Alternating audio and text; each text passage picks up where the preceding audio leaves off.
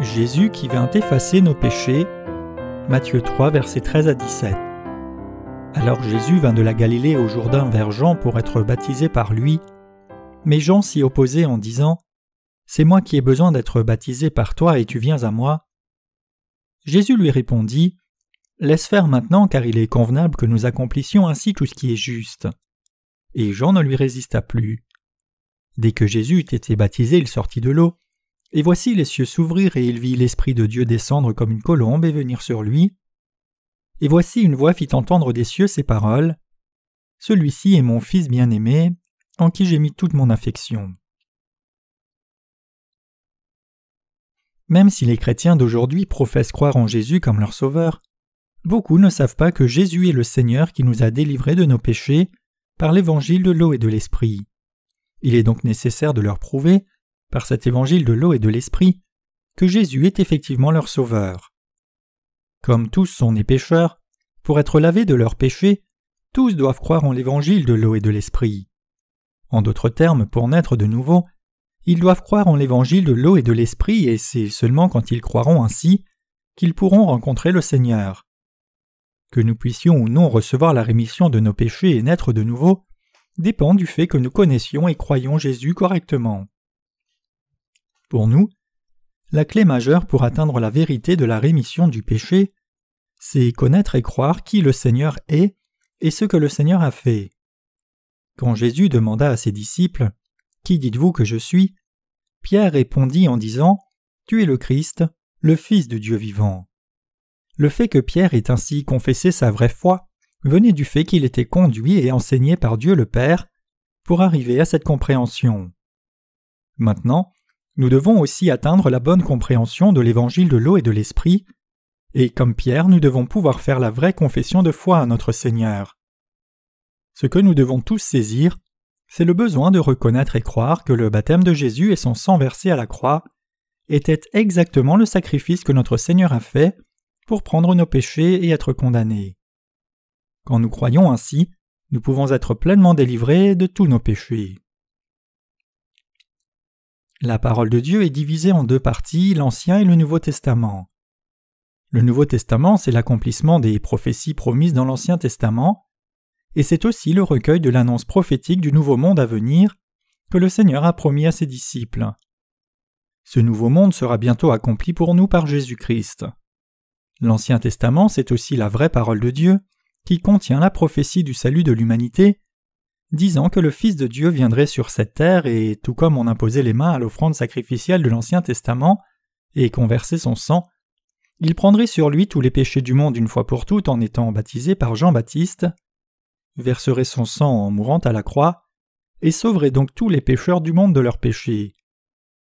Par le système sacrificiel manifesté dans le tabernacle, notre Seigneur nous a révélé qu'il est le Sauveur qui allait accomplir cette promesse, et il l'a effectivement fait. Autrement dit, tout l'Ancien Testament est accompli exactement dans le Nouveau Testament par notre Seigneur Jésus-Christ. Jésus nous a donné le vrai évangile de l'eau et de l'Esprit, de sorte que si nous croyons en lui comme notre Sauveur, nous comprenions correctement et croyons que le Sauveur prophétisé dans l'Ancien Testament est bien Jésus-Christ. Le système sacrificiel de l'Ancien Testament était le jalon de la révélation de Dieu pour atteindre la pleine vérité de son salut, et cela nous permet de recevoir la rémission de nos péchés infailliblement en comprenant et croyant l'évangile de l'eau et de l'Esprit. Jésus nous a permis de réaliser pourquoi il devait être baptisé par Jean-Baptiste et comment, à cause de ce baptême, il devait verser le sang en mourant à la croix. C'est seulement quand nous avons la bonne compréhension de cette vérité de l'Évangile que nous pouvons être vraiment sauvés et devenir le peuple de Dieu. La vérité de l'Évangile de l'eau et de l'Esprit que Jésus nous a donné, c'est ce qui nous permet de bien comprendre et croire dans son ministère public du salut.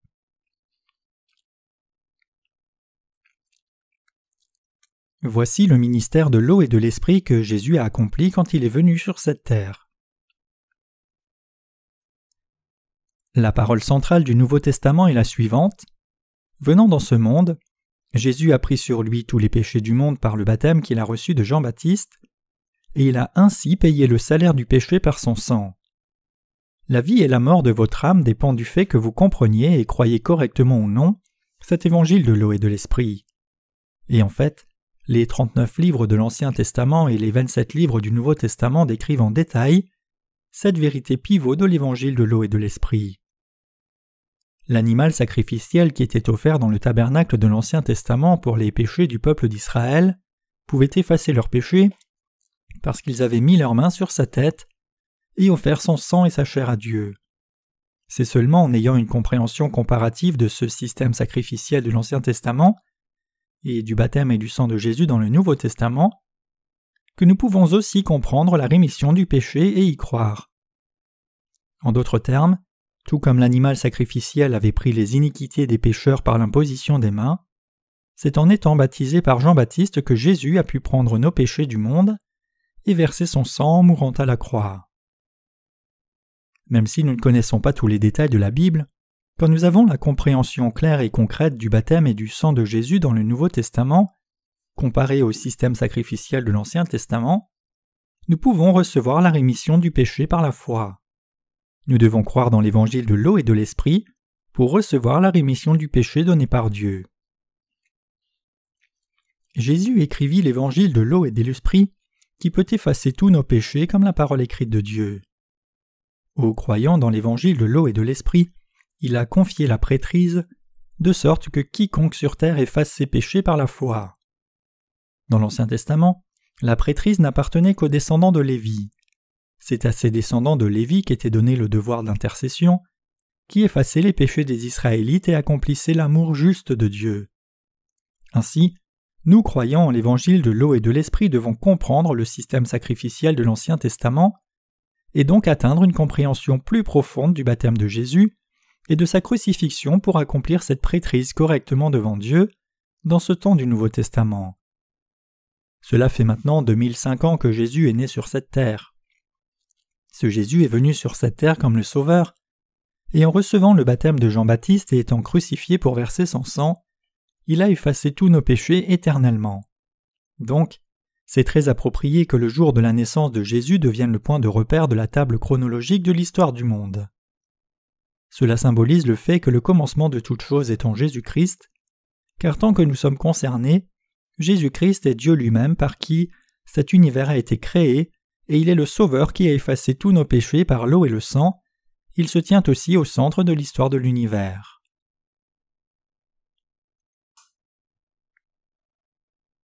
Le passage des Écritures d'aujourd'hui nous parle-t-il du transfert de nos péchés? Dans le passage d'aujourd'hui, il est écrit « Alors Jésus vint de la Galilée au Jourdain vers Jean, pour être baptisé par lui, mais Jean s'y opposait en disant « C'est moi qui ai besoin d'être baptisé par toi et tu viens à moi. » Jésus lui répondit « Laisse faire maintenant, car il est convenable que nous accomplissions ainsi tout ce qui est juste. » Et Jean ne lui résista plus. Dès que Jésus eut été baptisé, il sortit de l'eau, et voici les cieux s'ouvrirent et il vit l'Esprit de Dieu descendre comme une colombe et venir sur lui. Et voici une voix fit entendre des cieux ces paroles. Celui-ci est mon Fils bien-aimé en qui j'ai mis toute mon affection. Nous sommes tous les descendants d'Adam, nés avec 12 ingrédients de péché depuis le jour de notre naissance dans ce monde, et donc nous n'avons pas d'autre choix que d'être mis à mort pour nos péchés et être condamnés devant Dieu. Marc 7, versets 21 à 23. Nous ne pouvons éviter de vivre mal et de mourir sans espoir à cause de nos péchés, et nous étions liés au feu terrifiant de l'enfer. Cependant, Jésus est né sur cette terre quand nous allions vers la destruction éternelle. Il est né sous l'apparence d'un faible pour délivrer l'humanité de tous les péchés du monde. C'est pour délivrer des gens comme vous et moi des péchés de ce monde que le Seigneur est venu sur cette terre incarné dans la chair d'un homme. Quand notre Seigneur a eu 30 ans, il a porté les péchés du monde en étant baptisé par Jean-Baptiste au Jourdain. À cette époque, Jean-Baptiste donnait le baptême de repentance à beaucoup d'Israélites, ce qui les ramenait à Dieu. Mais le baptême que Jean-Baptiste a donné à Jésus devait accomplir la justice de Dieu. C'est un baptême donné pour transférer tous les péchés de ce monde sur le corps de Jésus-Christ comme agneau de Dieu. Jean-Baptiste était le représentant de l'humanité, Matthieu 11, verset 11. Et il était le dernier prophète de l'Ancien Testament, le sacrificateur bibliquement légitime qui était né de la maison du souverain sacrificateur, et ainsi qui exerçait le ministère de dernier sacrificateur du temps de l'Ancien Testament, Luc 1, versets 1 à 21. Donc, nous devons tous comprendre le ministère de Jean-Baptiste avant d'essayer de comprendre le ministère de Jésus. La vérité, c'est que Jésus-Christ a pris les péchés du monde par son baptême reçu de Jean-Baptiste. Nous devons le comprendre en rapport avec le ministère de Jésus et saisir la pleine vérité de la rémission du péché, de la vraie expiation. L'Ancien et le Nouveau Testament donnent des prophéties sur les descriptions détaillées du ministère de Jean-Baptiste. Matthieu 11, verset 11, écrit au sujet de Jean-Baptiste comme ceci : « Parmi ceux qui sont nés de femmes, il n'en est point paru de plus grand que Jean-Baptiste. » Au chapitre 3 et 4 du livre de Malachie dans l'Ancien Testament, il était prophétisé que Dieu enverrait Élie. Malachie 4, verset 5 dit : « Je vous enverrai Élie le prophète, avant que vienne le jour du Seigneur, ce jour grand et redoutable. » Suivi du verset 6 : « Et je ramènerai le cœur des pères vers les enfants, et le cœur des enfants vers leurs pères avant que ne vienne frapper la terre. » La Bible nous enseigne que cet Élie prophétisé dans le livre de Malachie de l'Ancien Testament n'est autre que Jean-Baptiste qui a transféré le péché de l'humanité, le péché du monde, sur Jésus par son baptême. Dans le Nouveau Testament, Jésus lui-même a dit que Jean-Baptiste était le plus grand de ceux qui sont nés de femmes et Élie qui devait venir. Matthieu 11, versets 12 et 13. Quel est alors le rôle de Jean-Baptiste quand il est venu dans ce monde ? Comme représentant de l'humanité, Jean-Baptiste est celui qui a transféré les péchés du monde sur Jésus en le baptisant. Il est celui qui a accompli le mystère qui a ramené le cœur des pécheurs à Dieu, comme celui qui a baptisé Jésus pour transférer les péchés du monde sur lui. Comme quelqu'un de la maison d'Aaron, souverain sacrificateur par la providence de Dieu, Jean-Baptiste était qualifié pour le devoir de souverain sacrificateur. Luc 1, versets 1 à 10. Donc, Jean-Baptiste est celui qui a accompli son devoir de transférer les péchés de tous sur Jésus par son baptême. La raison pour laquelle Jean-Baptiste devait venir sur cette terre était de transférer les péchés du monde sur Jésus en le baptisant. Et Jean-Baptiste était celui qui appelait le peuple qui avait délaissé Dieu et leur attestait que Jésus-Christ était le Fils de Dieu, l'agneau sacrificiel qui effacerait les péchés du monde par son baptême et le sang. En venant à Jean-Baptiste comme offrande sacrificielle qui ferait disparaître les péchés du monde en étant baptisé, Jésus a accompli la prophétie sur l'imposition des mains à l'offrande sacrificielle du Lévitique, Lévitique 1, versets 3 à 5. C'est pour cela que Jean-Baptiste a dû baptiser Jésus et transférer les péchés du monde sur lui et accomplir ainsi la justice de Dieu, la volonté de Dieu le Père. Jésus était l'agneau de Dieu qui a pris les péchés de tous dans ce monde en étant baptisé par le plus grand des hommes. En d'autres termes, c'est parce que Jésus voulait prendre les péchés de ce monde une fois pour toutes qu'il a été baptisé par Jean-Baptiste. Quand Jean-Baptiste donnait le baptême de repentance aux gens d'Israël, Jésus est venu à lui et a dit « Baptise-moi, il convient que je sois baptisé et que j'accomplisse la justice de Dieu. » Matthieu 3, verset 15. Pour prendre tous les péchés du monde, Jésus devait recevoir son baptême de Jean-Baptiste, car c'était le baptême par lequel il a pris les péchés de tous dans ce monde. En portant ainsi tous les péchés du monde par ce baptême de Jean-Baptiste et en étant crucifié pour verser son sang à mort à la croix, puis ressuscitant des morts après 3 jours, Jésus est devenu l'Éternel Dieu Sauveur. Ainsi, Jésus fut baptisé parce qu'il convenait qu'il accomplisse la volonté de Dieu le Père. Matthieu 3, verset 15. Et c'est par cette volonté de Dieu le Père que Jean-Baptiste le baptisa. En d'autres termes, Jésus reçut l'imposition des mains et versa son sang, tout comme l'offrande sacrificielle de l'Ancien Testament. En Lévitique 16, nous voyons que 2 bêtes portaient les péchés annuels du peuple d'Israël par l'imposition des mains du souverain sacrificateur. Comme cela, Jésus porta les péchés du monde une fois pour toutes par le baptême de Jean-Baptiste et versa son sang précieux à la croix. Jésus est donc le sauveur de l'humanité qui a pris les péchés sur sa propre tête en étant baptisé. Jésus est le Fils unique de Dieu le Père et le souverain sacrificateur céleste du royaume de Dieu. Pour que Jean-Baptiste, représentant de l'humanité, accomplisse son devoir de souverain sacrificateur terrestre, il devait rencontrer Jésus, le souverain sacrificateur du royaume des cieux, et accomplir toute la justice de Dieu le Père. Par le baptême de Jésus, l'amour juste de Dieu fut réalisé. Qui alors de Jean-Baptiste et Jésus est le plus grand ? Bien sûr, Jésus, le souverain sacrificateur céleste, est plus grand que Jean-Baptiste. Jésus est plus exalté que quiconque, car il est Dieu lui-même qui a créé l'univers, et il est aussi le Fils de Dieu qui est venu sur la terre pour sauver l'humanité des péchés du monde. Pour sauver l'humanité des péchés du monde, Jésus est venu sur la terre et a été baptisé par Jean-Baptiste. Jésus n'est pas une simple créature comme nous. Dans le baptême que Jésus a reçu de Jean-Baptiste, il y a l'exemple de Dieu d'une œuvre spéciale. Quand Jésus est venu à Jean-Baptiste pour être baptisé, Jean-Baptiste a dit à Jésus « J'ai besoin d'être baptisé par toi et tu viens à moi. » Comme nous le voyons, Jean-Baptiste a d'abord décliné le transfert de tous les péchés sur Jésus en le baptisant, mais il ne put refuser finalement car Jésus lui-même voulait être baptisé par lui et porter tous les péchés du monde. Alors Jésus commanda à Jean-Baptiste de le baptiser en disant « Laisse faire maintenant, car il est convenable que nous accomplissions ainsi tout ce qui est juste. » Matthieu 3, verset 15. Avant que Jésus-Christ ne fût baptisé par Jean-Baptiste, les gentils et les Juifs avaient tous du péché dans leur cœur et ne pouvaient donc éviter d'être condamnés et détruits pour leurs péchés. Nous savons très bien que tous sont des êtres fragiles qui ne peuvent éviter la destruction pour avoir péché contre Dieu dans ce monde. C'est pour cela que Jésus a pris sur lui tous les péchés du monde en étant baptisé par Jean-Baptiste. Notre Seigneur a dû accomplir cette œuvre par Jean-Baptiste. Pour que Jésus prenne lui-même tous les péchés de ces gens, il devait recevoir le baptême de Jean-Baptiste pour accomplir toute la justice de Dieu.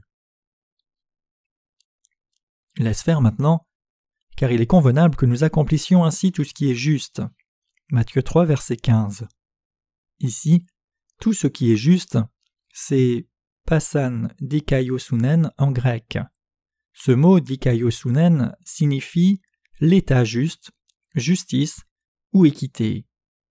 Tout comme l'offrande sacrificielle de l'Ancien Testament effaçait les péchés des Israélites en les portant, dans le Nouveau Testament, Jésus a effacé tous les péchés de l'humanité en venant sur la terre et en portant tous les péchés des hommes lui-même en étant baptisé par Jean-Baptiste. Fondamentalement, Jésus est venu sur cette terre comme l'agneau de Dieu, et en devenant ainsi l'offrande sacrificielle pour nos péchés, il nous a délivrés des péchés de ce monde. La raison pour laquelle le Sauveur est devenu un homme et a voulu être baptisé par Jean-Baptiste consiste en l'accomplissement de la justice de Dieu. Jésus dit « Laisse faire maintenant, car il est convenable que nous accomplissions ainsi tout ce qui est juste. » Spirituellement, cela signifie « Il convient que je prenne sur moi les péchés de tous une fois pour toutes en étant baptisé par toi et les effaçant tous. » Cela signifie aussi que le baptême que Jésus a reçu de Jean-Baptiste était l'accomplissement de l'imposition des mains de l'Ancien Testament qui, en soi, signifie que Jésus a réellement pris les péchés de l'humanité une fois pour toutes. Donc nous devons avoir la foi qui connaît et qui croit la vérité manifestée dans ce baptême que Jésus a reçu. Nous devons connaître le résultat du baptême que Jésus a reçu de Jean-Baptiste et de son sang versé à la croix, et nous devons comprendre et croire correctement. L'Église presbytérienne donne une version abrégée du baptême, où les fidèles sont baptisés non par immersion dans l'eau mais par aspersion, au nom du Père, du Fils et du Saint-Esprit. Dans l'Écriture, ce genre de baptême était donné dans les régions de sécheresse telles que les déserts. C'est ainsi par exemple que Philippe baptisa l'eunuque éthiopien. Mais quand Jésus fut baptisé par Jean-Baptiste, il se tenait dans le Jourdain à un endroit profond. Le baptême que Jésus a reçu de Jean était un baptême où Jean-Baptiste posait ses deux mains sur la tête de Jésus, l'immergeait dans l'eau, puis le relevait. Ce baptême était identique à l'imposition des mains de l'Ancien Testament, où le souverain sacrificateur transférait les péchés des Israélites en mettant ses deux mains sur la tête du sacrifice. Le baptême que Jésus a reçu de Jean-Baptiste était le baptême par lequel il a accepté les péchés du monde en les portant tous. Quelle est la signification du fait que Jean-Baptiste pose ses mains sur la tête de Jésus pour le baptiser ? Dans l'Ancien Testament, le rite de l'imposition des mains se pratiquait dans les cas suivants. Premièrement, pour transférer les péchés de quelqu'un sur l'offrande sacrificielle, Lévitique 1, versets 1 à 10, 4, versets 1 à 25. Deuxièmement, pour consacrer les serviteurs de Dieu, Nombre 8, verset 10, 27, verset 18. Et troisièmement, pour retourner le blasphème au blasphémateur, Lévitique 24, verset 14. Quel que soit le cas, l'imposition des mains était le moyen de transférer quelque chose. Quand un serviteur est consacré comme pasteur, par exemple, les pasteurs seniors posent leurs mains sur sa tête, signifiant que leur puissance et les dons reçus de Dieu sont aussi donnés au nouveau pasteur. Cela signifie que par l'imposition des mains, les dons et la puissance des pasteurs seniors sont répandus aussi sur le nouveau pasteur. Cependant, le cas le plus typique d'imposition des mains était celui du système sacrificiel pratiqué pour transférer les péchés sur l'animal sacrificiel. En parallèle, la raison pour laquelle Jean-Baptiste a mis ses mains sur la tête de Jésus est de transférer sur lui tous les péchés du monde. C'est pourquoi jusqu'à ce jour, quand les pasteurs baptisent les croyants, ils mettent leurs mains sur leur tête. Pourquoi faire cela? C'est un signe de foi pour montrer qu'ils croient que Jésus a porté les péchés du monde par son baptême et qu'ils sont baptisés. Comme sauveur, Jésus a pris les péchés du monde en étant baptisé par Jean-Baptiste, le représentant de l'humanité. C'était identique au souverain sacrificateur de l'Ancien Testament qui transférait les péchés du peuple d'Israël sur le sacrifice en posant les mains sur sa tête. Lévitique 16, verset 11. Ayant été baptisé par Jean-Baptiste, représentant de l'humanité, Jésus fut immergé dans l'eau et en ressortit. Spirituellement parlant, cela symbolise le fait que parce que Jésus a pris nos péchés du monde sur lui une fois pour toutes en étant baptisé par Jean-Baptiste, il est mort à la croix, ressuscité des morts, et devient donc le parfait sauveur. Cela nous dit que Jésus a pris les péchés de ce monde par son baptême, a endossé nos péchés, et a été condamné pour tout péché en versant son sang jusqu'à la mort de la croix. En bref, le baptême de Jésus par l'imposition des mains implique qu'il a accepté les péchés du monde, son immersion dans l'eau représente sa mort à la croix, et le fait qu'il sorte de l'eau indique sa résurrection. Pour nous tous, en d'autres termes, Jésus a accompli la justice de Dieu en satisfaisant aux exigences de la loi du péché et de la mort qui étaient pour nous. C'est pour cela que la Bible déclare, Romains 8, 3 à 4, « La loi de l'esprit de vie en Jésus-Christ m'a affranchi de la loi des péchés et de la mort. » À ce moment-là, quand Jésus est sorti de l'eau, Dieu le Père a ouvert les portes du ciel et a dit « Celui-ci est mon Fils bien-aimé en qui j'ai mis toute mon affection. » Matthieu 3, verset 17.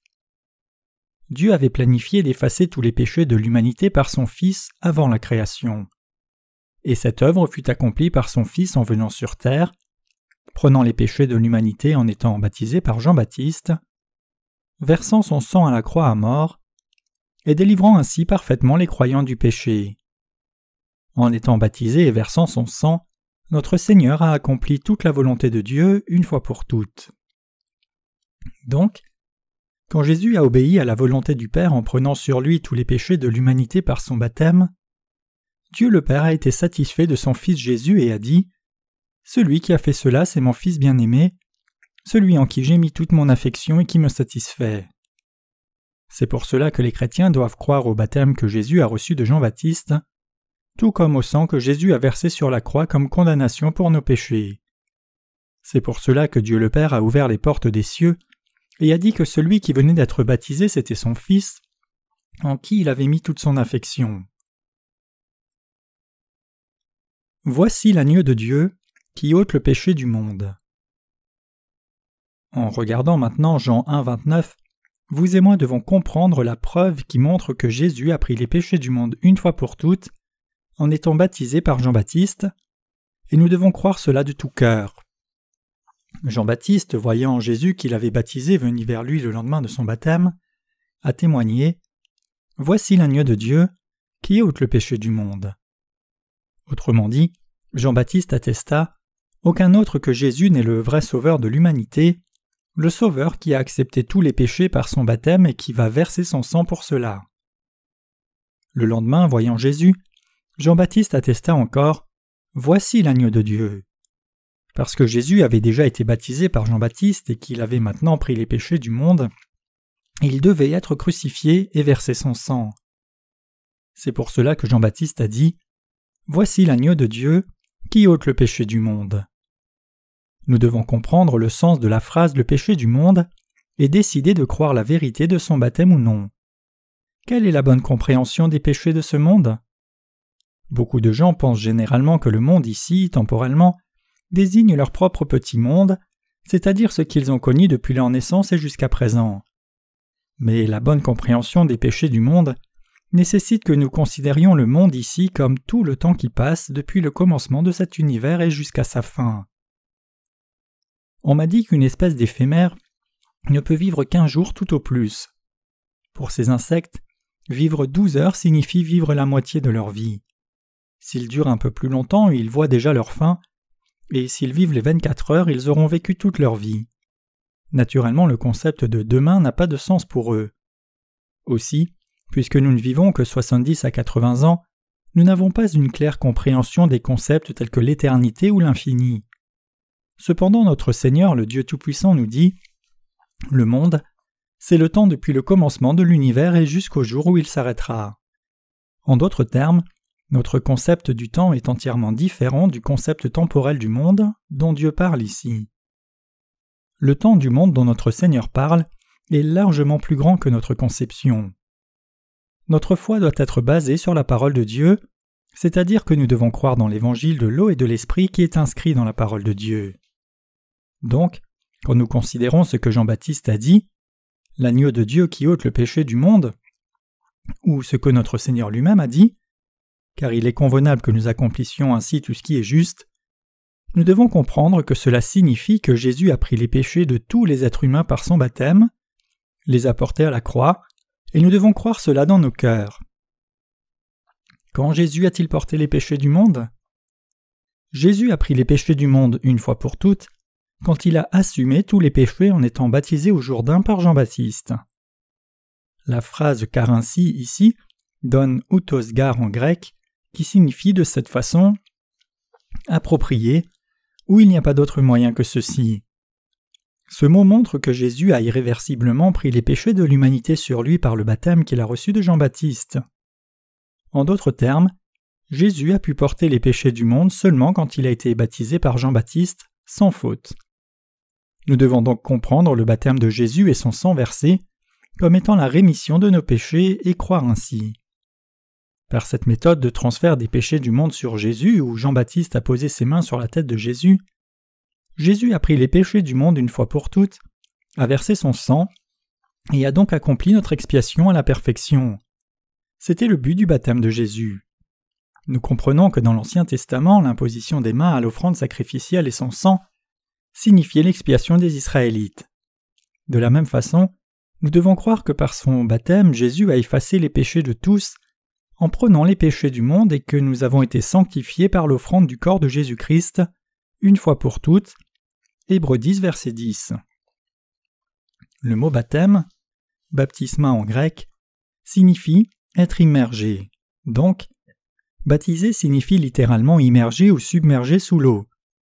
Pour être plus exact, cela signifie premièrement purifier en submergeant ou plongeant, nettoyer, rendre pur avec l'eau, laver quelqu'un, baigner. Deuxièmement, inonder. Troisièmement, enterrer. Et quatrièmement, transférer. La raison pour laquelle vous devez comprendre l'évangile de l'eau et de l'esprit et y croire se trouve ici. Avant tout, tous vos péchés ont été transférés sur Jésus par le baptême qu'il a reçu de Jean-Baptiste. Parce que Jésus a assumé tous nos péchés du monde par son baptême, tous ceux qui le croient sont sans péché. Puisqu'en étant baptisé, Jésus a déjà porté et effacé tous les péchés du monde, il ne peut plus y en avoir. Jésus était l'agneau de Dieu qui a ôté le péché de ce monde. Ces péchés du monde incluent tous les péchés commis depuis votre enfance, tout ce que vous commettrez à l'âge adulte et ce que vous commettrez aussi jusqu'au jour de votre mort. En étant baptisé par Jean-Baptiste, Jésus a accompli toute justice en ôtant tous ses péchés et en les portant à la croix. Deuxièmement, le sang qui lave dénote le fait que les péchés ont été transférés sur Jésus par son baptême, ils sont tous effacés. Troisièmement, le fait d'enterrer implique le fait que lorsque les péchés étaient avec nous, nous devions porter la condamnation du péché et être jetés dans les flammes de l'enfer. Mais maintenant que nos péchés ont été transférés sur Jésus par notre foi dans son baptême, Jésus a dû mourir à notre place. C'est pourquoi Jésus fut baptisé pour nous, fut crucifié, et mourut à notre place, il fut enterré pour nous, et il ressuscita d'entre les morts. En étant ainsi baptisé, crucifié et enterré, en ressuscitant des morts, en s'asseyant à la droite du Père, et en permettant aux pécheurs de connaître l'évangile de l'eau et de l'esprit, Jésus a permis à tous ceux qui croient de recevoir la rémission de leurs péchés par la foi. Quand nous sommes sauvés en croyant en Jésus comme Sauveur, en son baptême et son sang à la croix, nous pouvons réellement devenir enfants de Dieu. Pour nous, cela signifie que nos péchés furent transférés sur Jésus. Parce que Jésus fut baptisé par Jean-Baptiste et versa son sang à la croix, nos péchés ne sont plus là. Tous nos péchés, depuis notre enfance et jusqu'à l'âge adulte, et jusqu'au jour de notre mort, ont été transférés sur le corps de Jésus et ont déjà été condamnés. C'est parce que tous nos péchés furent transférés sur Jésus qu'il a versé son sang à la croix à notre place, qu'il est mort et ressuscité des morts, et qu'il nous a donné une nouvelle vie. Maintenant, si nous croyons en ce Jésus comme le Sauveur, nous pouvons devenir sans péché. Ceux qui connaissent maintenant l'évangile de l'eau et de l'esprit, le comprennent et croient de tout cœur, sont justes. Vous n'êtes plus pécheurs, vous êtes justes maintenant. C'est en croyant dans l'évangile de l'eau et de l'esprit que vous pouvez devenir justes. Nous ne pouvons atteindre le salut par nos efforts car nous commettrions toujours des péchés, mais le Seigneur a déjà effacé nos péchés par le baptême qu'il a reçu de Jean-Baptiste et le sang qu'il a versé à la croix. C'est en connaissant la vérité que le salut vient dans nos cœurs. L'évangile de l'eau et de l'esprit, prouvé par le système sacrificiel du tabernacle de l'Ancien Testament. Avant tout, permettez-moi d'expliquer l'aspect basique du tabernacle de l'Ancien Testament. Le tabernacle lui-même était une assez petite structure, mais il était entouré d'une cour extérieure qui était fermée par des colonnes et des rideaux de fin lin. Il y avait une porte à cette cour, et passé cette porte, quand on approchait le tabernacle, il y avait l'autel des offrandes consumées, la cuve des reins, qui était située près de cet autel. Le tabernacle lui-même était divisé en deux parties, le lieu saint et le saint des saints. Les portes de cette maison de Dieu, l'une pour le lieu saint et l'autre pour le saint des saints, tout comme la porte de la cour, étaient toutes tissées de fil bleu, pourpre et cramoisi, et de fin lin retors. Pourquoi Dieu a-t-il fait toutes les portes du tabernacle en les tissant de fil bleu, pourpre, cramoisi et de fin lin retors? La raison, c'est que par là, Dieu annonçait comment Jésus viendrait sur cette terre, prendrait les péchés du monde une fois pour toutes par le baptême qu'il recevrait de Jean-Baptiste, et serait crucifié puis verserait son sang. En étant baptisé par Jean-Baptiste et crucifié pour les péchés du monde, Jésus a donné son propre corps en sacrifice pour nous. En croyant en Jésus comme le Sauveur, et en croyant dans la parole qui nous dit que Jésus est devenu le fil bleu, pourpre et cramoisi, qu'il a pris les péchés du monde en étant baptisé, nous pouvons être délivrés de tous nos péchés par la foi. Jésus utilisa ces fils bleus, pourpre et cramoisi et le fin lin retors pour la porte du tabernacle, pour nous dire qu'il est le roi des rois, qu'il nous a sauvés de nos péchés en étant baptisés et crucifiés. Le fil bleu, pourpre et cramoisi et le fin lin retors utilisés pour la porte du tabernacle ne sont autres que l'antitype du salut, disant que le Seigneur nous a sauvés parfaitement. 1 Pierre 3, verset 21. C'est pour cela que si nous ouvrions la porte de la cour du tabernacle et entrions, nous verrions la cuve des reins auprès de l'autel des offrandes consumées. L'autel des offrandes consumées nous montre la loi de la justice de Dieu avant sa loi de salut, le fait qu'il appartient à tout homme de mourir une fois et après quoi vient le jugement. Par l'autel des offrandes consumées, en d'autres termes, Dieu nous montra que nous serions condamnés pour nos péchés. Si nous croyons réellement en Jésus comme Sauveur, alors nous devons réaliser que dans l'Ancien Testament, pour que les Israélites soient sauvés de tous leurs péchés et de la condamnation du péché, ils devaient transférer leurs péchés aux offrandes sacrificielles et les tuer devant l'autel. De la même façon, Jésus prit les péchés du monde une fois pour toutes en étant baptisé par Jean-Baptiste, et c'est ainsi qu'il put être crucifié et verser son sang pour nous. Venant dans ce monde, notre Seigneur prit nos péchés en étant baptisé par Jean-Baptiste, et porta toute notre condamnation du péché une fois pour toutes. En bref, en étant baptisé, versant son sang et ressuscitant des morts pour nous sauver de nos péchés et de la condamnation, Jésus est devenu notre vrai Sauveur. Où se trouvent maintenant nos péchés personnels ? Que devons-nous faire alors concernant nos péchés personnels que nous continuons de commettre tant que nous vivons ? Frères et sœurs, si nous nous souvenons chaque jour que tous nos péchés furent transférés sur Jésus quand il fut baptisé au Jourdain, c'est-à-dire si nous continuons de croire dans la parole d'Évangile de l'eau et de l'Esprit de tout cœur, nous resterons toujours sans péché. Pourquoi ? Parce que Jésus, sachant que nous pécherions chaque jour, prit tous les péchés du monde en étant baptisé par Jean-Baptiste, les porta à la croix, versa son sang en mourant, ressuscita des morts et les effaça tous à la fois. Cependant, cette vérité du salut, la vérité d'Évangile de l'eau et de l'Esprit, n'est efficace que lorsque nous comprenons vraiment et croyons de tout cœur.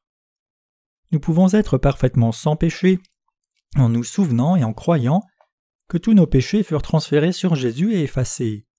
Il fut baptisé par Jean-Baptiste car nous péchons chaque jour. Nous avons été lavés de tout notre péché originel et de nos péchés personnels par notre foi dans l'Évangile de l'eau et de l'Esprit.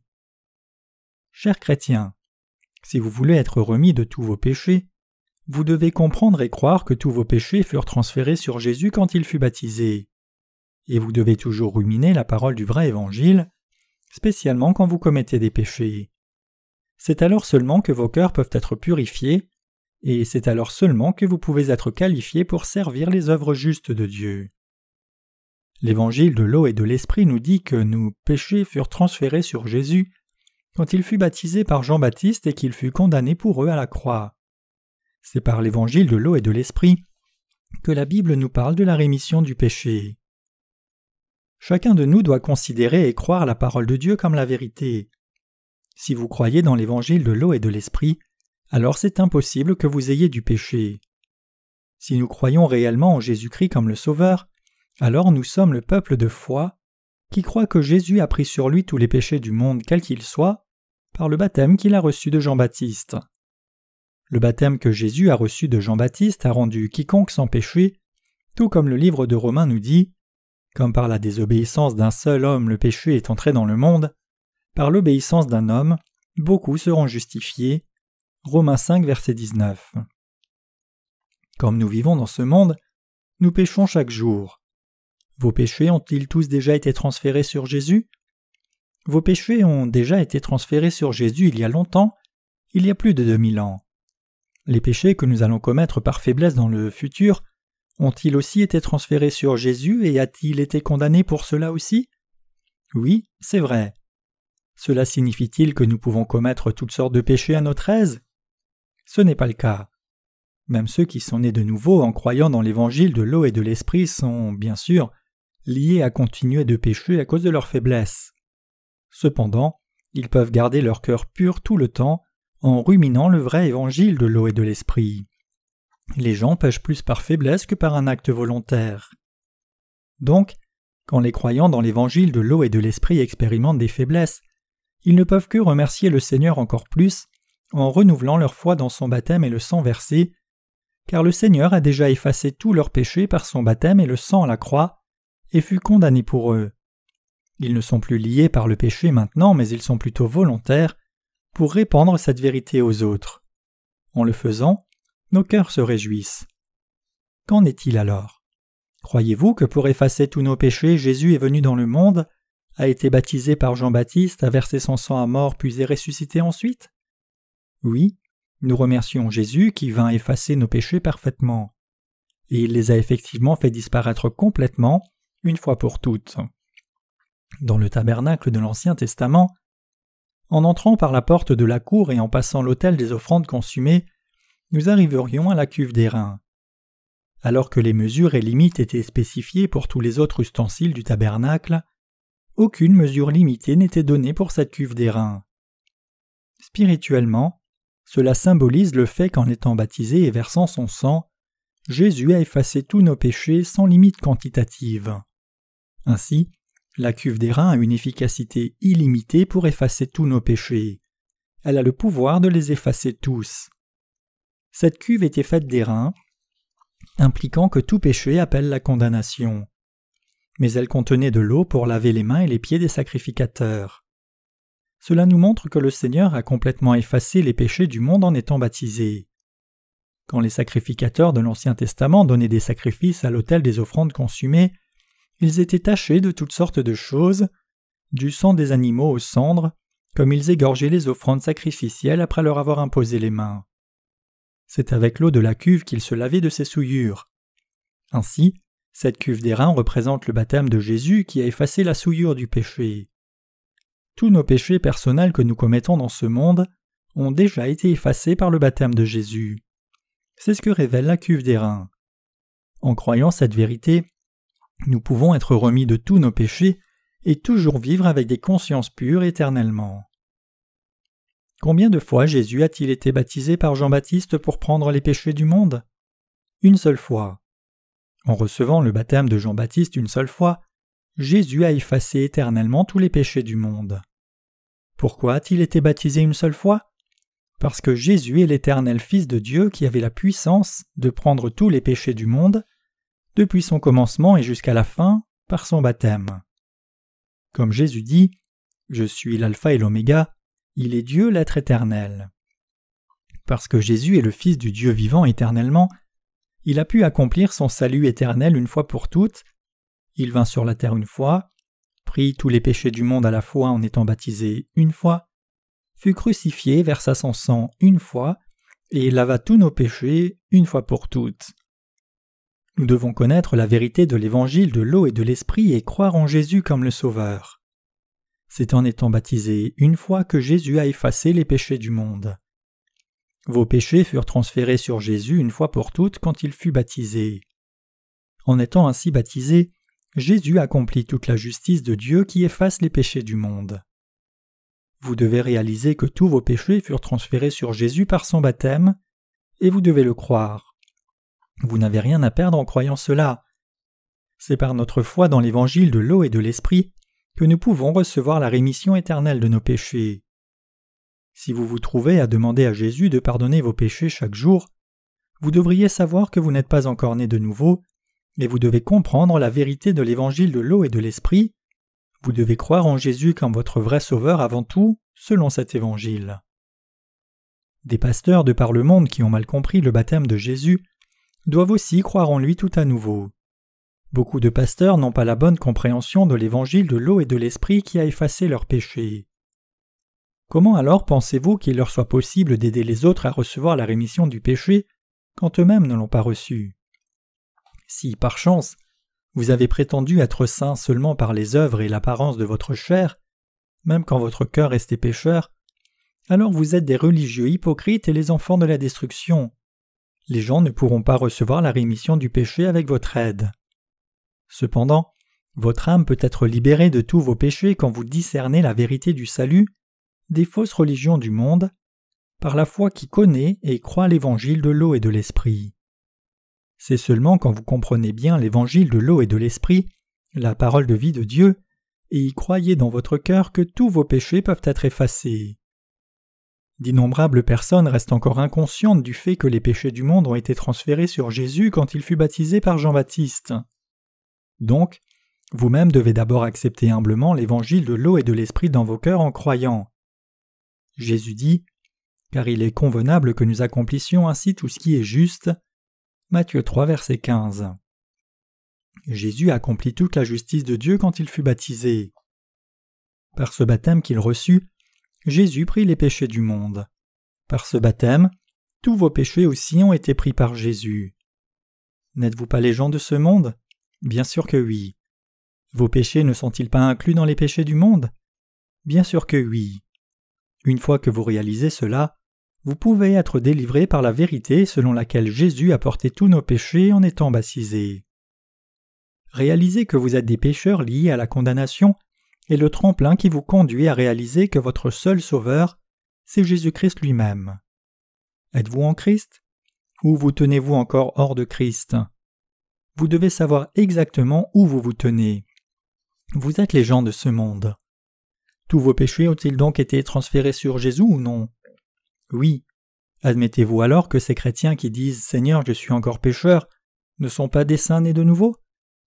En dépit de croire en Jésus, Ils ne comprennent pas que nos péchés furent transférés sur Jésus par son baptême, et en conséquence ils s'appuient seulement sur le sang de la croix et souffrent chaque jour, demandant au Seigneur de pardonner leurs péchés. Cependant, que nous a dit l'apôtre Paul? Il nous dit « Réjouissez-vous toujours, priez sans cesse, rendez grâce en toutes choses, car c'est la volonté de Dieu en Christ Jésus pour vous. » 1 Thessaloniciens 5, versets 16 à 18. Si nous pleurons et supplions le Seigneur constamment de pardonner nos péchés, nous ne faisons que blasphémer son baptême et le sang versé bien que nous professions croire en lui.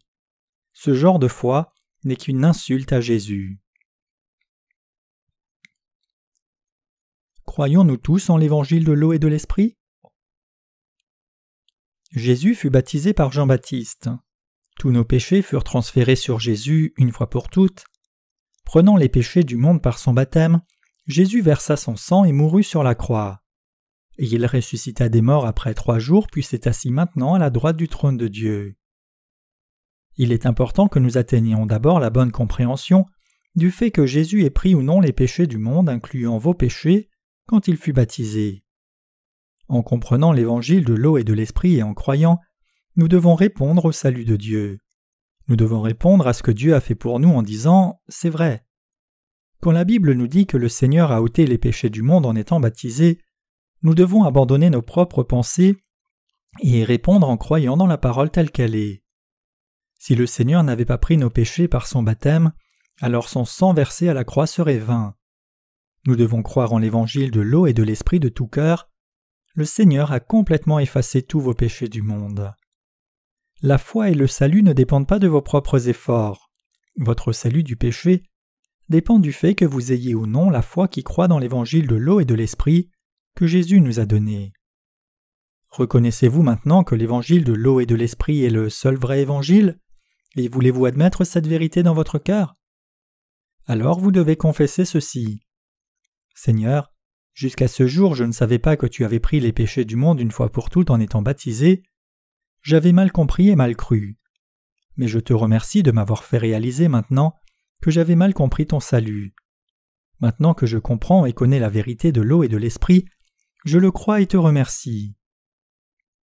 Vous aussi devez maintenant comprendre l'évangile de l'eau et de l'esprit, réaliser que c'est bon pour vous et l'accepter dans votre cœur comme tel.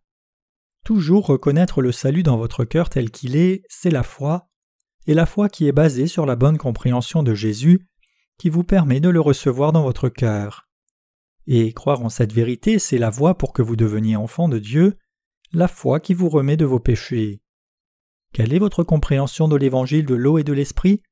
Comment y croyez-vous? Notre Seigneur dit « Vous connaîtrez la vérité et la vérité vous rendra libre » Jean 8, verset 32. Nous devons reconnaître la vérité de l'évangile de l'eau et de l'esprit telle qu'elle est. C'est la foi qui croit en Dieu.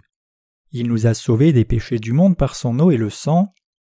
Parce qu'il nous a sauvés des péchés du monde par l'eau et l'esprit, ceux qui croient vraiment cela devant Dieu vont effectivement naître de nouveau. Avez-vous encore des doutes? Jésus dit en Jean 3 que si quelqu'un ne naît de nouveau d'eau et d'esprit, il ne peut ni aller au royaume des cieux, ni le voir. Être né de nouveau d'eau et d'esprit, c'est seulement possible quand nous croyons au baptême de Jésus, son sang à la croix, et la vérité qui dit qu'il est le Fils de Dieu et notre Sauveur. Croyez-vous dans l'évangile de l'eau et de l'esprit? Admettons ici qu'un homme ait accumulé $1 demi-million de dettes. Les intérêts seuls sont déjà de trop pour lui. Pour des gens ordinaires, ce genre de dette est aussi au-dessus de leur sens. Cet homme ne pourra pas rembourser sa dette et il a donc fait banqueroute et a disparu. Mais même s'il s'enfuit ailleurs et travaille dur en essayant de payer sa dette, sera-t-il en mesure de payer ne serait-ce que les intérêts, sans compter la somme principale? Son créancier évidemment recherchera le co-signataire pour récupérer l'argent, mais le co-signataire non plus ne peut pas payer. Alors le créancier, sans scrupule, recherche les parents faisant toutes sortes de choses pour les forcer à payer la dette. Les parents ne peuvent plus et finissent par payer puis reçoivent un reçu en échange. Ayant payé le créancier, le père recherche son fils qui allait sans doute souffrir corps et âme. Il chercha son fils partout pendant 10 ans, mais il ne put le trouver. Un jour, après 12 ans, le fils revint ayant économisé de l'argent. Il va vers son père et lui dit « J'ai économisé $400,000, mais il me manque encore $100,000. Peux-tu me prêter cette somme ?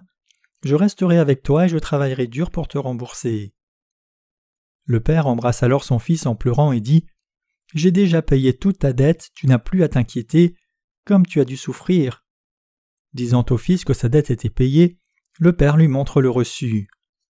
Le fils est débordant de gratitude, mais en même temps il ressent qu'il a souffert inutilement, pensant en lui-même. Pendant 12 ans j'ai vécu comme un condamné à mort, n'ayant jamais un moment de paix, alors que je n'avais pas à le faire. J'ai vécu comme un condamné alors que je ne l'étais pas, je ne le savais pas, j'ai souffert en vain. Chers chrétiens, ceux qui essayent de recevoir le pardon des péchés eux-mêmes alors que Jésus a déjà remis tous leurs péchés par son baptême et la croix, sont tourmentés par le problème du péché, tout comme ce fils. En étant baptisé, Jésus a déjà effacé nos péchés. Il a déjà pris tous nos péchés en étant baptisé, porta la condamnation du péché en versant son sang à la croix, et nous a donc sauvés. Réalisez-vous cela ? Que vous ayez été liés par vos péchés vient de ce que vous ne saviez pas que Jésus a pris tous vos péchés quand il fut baptisé. Jésus prit effectivement tous vos péchés, croyez-le. Il n'y a plus d'offrande pour le péché. Regardons en Hébreux 10, versets 1 à 18. En effet, la loi qui possède du nombre des biens à venir, et non l'exacte représentation des choses, ne peut jamais, par les mêmes sacrifices qu'on offre perpétuellement chaque année, amener les assistants à la perfection. Autrement, n'aurait-on pas cessé de les offrir parce que ceux qui rendent ce culte étant une fois purifiés, n'auraient plus eu aucune conscience de leurs péchés ? Mais le souvenir des péchés est renouvelé chaque année par ces sacrifices, car il est impossible que le sang des taureaux et des boucs n'ôte les péchés. C'est pourquoi Christ, entrant dans le monde, a dit « Tu n'as voulu ni sacrifice ni offrande, mais tu m'as formé un corps. Tu n'as agréé ni holocauste ni sacrifice pour le péché. Alors j'ai dit, voici je viens. Dans le rouleau du livre, il est question de moi. Pour faire, ô Dieu, ta volonté. » Après avoir dit d'abord, tu n'as voulu et tu n'as agréé ni sacrifice ni offrande, ni holocauste ni sacrifice pour le péché, ce qu'on offre selon la loi, il dit ensuite, voici je viens pour faire ta volonté. Il abolit ainsi la première chose pour établir la seconde. C'est en vertu de cette volonté que nous sommes sanctifiés par l'offrande du corps de Jésus-Christ une fois pour toutes. Et tandis que tout sacrificateur fait chaque jour le service et offre souvent les mêmes sacrifices, qui ne peuvent jamais ôter les péchés, lui, après avoir offert un seul sacrifice pour le péché, s'est assis pour toujours à la droite de Dieu, attendant désormais que ses ennemis soient devenus son marchepied. Car par une seule offrande, il a amené à la perfection pour toujours ceux qui sont sanctifiés. C'est ce que le Saint-Esprit nous atteste aussi, car après avoir dit « Voici l'alliance que je ferai avec eux », après ces jours-là, dit le Seigneur, « Je mettrai mes lois dans leur cœur et je les écrirai dans leur esprit. » Il ajoute, « Je ne me souviendrai plus de leurs péchés ni de leurs iniquités. » Or, là où il y a pardon des péchés, il n'y a plus d'offrande pour le péché. Le passage ici dit que la loi est une ombre des choses à venir. Tout comme le transfert des péchés annuels par l'imposition des mains dans l'Ancien Testament était réel, il était aussi réel que Jésus vienne sur cette terre et prenne tous nos péchés une fois pour toutes, en étant baptisé par Jean-Baptiste. L'Ancien Testament est une ombre du Nouveau Testament. Les ombres ne peuvent exister que lorsqu'il y a de vrais objets qui les créent. De la même façon, le salut de Dieu manifesté dans le système sacrificiel de l'Ancien Testament fut réalisé par le ministère de Jésus-Christ. Dans l'Ancien Testament, nombreux agneaux, béliers et pigeons étaient tués et offerts à Dieu. Mais il n'était pas possible que le sang des animaux efface complètement les péchés. La rémission éternelle du péché devait être accomplie par Jésus, le souverain sacrificateur des cieux. C'est pour cela que notre Seigneur vint dans le monde, fut baptisé et versa son sang pour nous. Se référant à Jésus, le livre des Hébreux déclare qu'il est le souverain sacrificateur des cieux. Dans l'Ancien Testament, c'était le souverain sacrificateur qui remettait les péchés des Israélites en offrant des sacrifices à Dieu à leur place. Ainsi, notre Seigneur vint en tant que souverain sacrificateur des cieux. Voici je viens, dans le rouleau du livre il est question de moi, pour faire, ô Dieu, ta volonté. Jésus vint pour faire la volonté de Dieu le Père. Que pensez-vous que soit la volonté de Dieu le Père? C'est de sauver tous les êtres humains de leurs péchés. En fait, il n'y avait pas un être humain sur cette planète qui pouvait faire la volonté de Dieu le Père. Un seul pouvait faire la volonté du Père, et ce n'était autre que Jésus. Parce que Jésus a pris tous les péchés de l'humanité et les effaça en obéissance à la volonté de Dieu le Père peut maintenant agréer ceux qui croient en son Fils comme ses propres enfants. C'était la volonté de Dieu le Père. Sa volonté, en d'autres termes, était d'effacer nos péchés. Suivant la volonté de Dieu le Père, Jésus vint sur cette terre, prit les péchés du monde en étant baptisé, versa son sang et mourut à la croix, et nous a donc donné une vie nouvelle.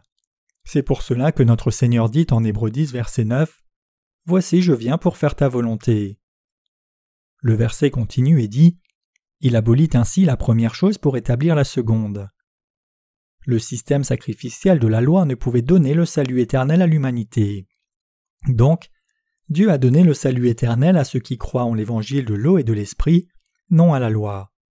Pouvons-nous effacer nos péchés en faisant des œuvres charitables? Ou en faisant des prières de repentance? Ou en faisant de grandes offrandes à nos églises? Rien de tout cela ne peut effacer nos péchés. Nous ne pouvons pas recevoir la rémission de nos péchés par nos propres bonnes œuvres. C'est pour cela que notre Seigneur vint sur cette terre pour être baptisé et versa son sang. Hébreux 10, verset 10 dit « C'est en vertu de cette volonté que nous sommes sanctifiés par l'offrande du corps de Jésus-Christ, une fois pour toutes. » En étant baptisé une fois, mourant sur la croix une fois, et ressuscitant des morts une fois, Jésus est devenu le sauveur de ceux qui croient en lui. Chers chrétiens, il est impératif que vous réalisiez que vous ne pouvez recevoir la rémission de vos péchés par la loi. Mais une fois que vous croyez en l'eau et le sang de Jésus, et en ce qu'il est Dieu lui-même, vous pouvez aller au ciel. Pour faire disparaître tous nos péchés, Jésus offrit le sacrifice éternel par son corps en étant baptisé et en versant son sang. En venant sur cette terre étant baptisé, mourant sur la croix et ressuscitant des morts, il est devenu le Sauveur éternel. Vos péchés ont-ils été transférés éternellement sur Jésus quand il fut baptisé? Est-ce pour cela que Jésus a dit « Tout est accompli » en mourant sur la croix? Dieu a-t-il placé sa loi de l'esprit de vie dans nos cœurs et effacé tous nos péchés? Votre foi est-elle placée dans l'évangile de l'eau et de l'esprit? En croyant cet évangile, êtes-vous maintenant juste ou êtes-vous encore pécheur? Vous êtes juste. Avant d'entendre la parole, vous étiez tous pécheurs, mais après l'avoir entendu, vous êtes devenus justes et avez revêtu l'homme nouveau, qui est renouvelé dans la connaissance. Colossiens 3, verset 10. Comment pouvons-nous donc être baptisés en Jésus? En croyant au ministère juste de Jésus de tout cœur, nous pouvons être baptisés avec lui, mourir avec lui et être ramenés à la vie avec lui. C'est le principe élémentaire de la foi qui croit de tout cœur. Chers chrétiens, réalisons tous qu'il n'y a pas d'autre moyen d'entrer au ciel que par la foi. Comprenons tous et croyons en ce baptême de Jésus et son sang, au lieu d'affronter notre propre justice. Et en faisant cela, soyons tous purifiés de nos propres péchés. Par ma foi, je rends grâce librement à Dieu pour l'évangile de l'eau et de l'esprit qu'il nous a donné par le Seigneur. C'est mon espoir sincère et ma prière que chacun de vous en vienne aussi maintenant à connaître et comprendre, sans faute, la vérité de l'évangile de l'eau et de l'esprit, révélée en Matthieu 3, versets 13 à 17, et croire de tout cœur, de sorte que vous deveniez tous le peuple de Dieu. Que toutes ces bénédictions soient avec vous.